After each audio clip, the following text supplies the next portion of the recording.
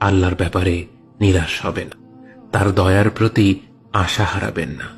যখন কোনো বান্দার জন্য দুনিয়া সংকীর্ণ হয়ে আসে, বিশেষ করে যখন আপনাকে মানুষ পরিত্যাগ করে, এবং বিশেষ করে এমন কেউ যার উপর আপনি আস্থা রাখতেন কিন্তু সে আপনাকে নিরাশ করেছে, আপনি আল্লাহর পরে তার উপরই আশা রাখতেন অথচ সে আপনাকে লাঞ্ছিত করেছে, সেই সময়ে জেনে রাখবেন যে আল্লাহ চাচ্ছেন আপনি তার শরণাপন্ন হন।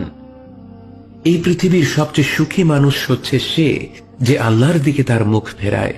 এই পৃথিবীর সবচেয়ে সুখী মানুষ সে যে আল্লাহর কাছে তার হৃদয় সমর্পণ করে। মনে রাখবেন যে আপনার একজন মালিক রয়েছেন যিনি আপনার প্রতি আপনার নিজের নফসের থেকেও দয়াবান, যিনি আপনাকে ভালোবাসেন এবং ভালোবাসেন যে আপনি তার কাছেই আশ্রয়ের জন্য ছুটে যান আর তাকেই আপনার দোয়ায় ডাকেন। জেনে রাখবেন যে একমাত্র আল্লাহর প্রতি দৃঢ় বিশ্বাসী আপনার জীবনের সংকীর্ণতা দূর করে প্রাচুর্য এনে দিতে পারে, অন্ধকার দূর করে আবার আলোকিত করে দিতে পারে। আপনি জেনে রাখবেন যে আল্লাহ আপনার প্রতি আপনার নিজের থেকেও বেশি দয়াবান।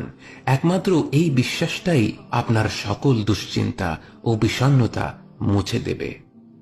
কে আছে এমন যে আল্লাহর দরজায় দাঁড়িয়েছে কিন্তু আল্লাহ তাকে তাড়িয়ে দিয়েছে? তিনি তো সবচাইতে উদার, মহা দয়ালু, মায়ার সাগর।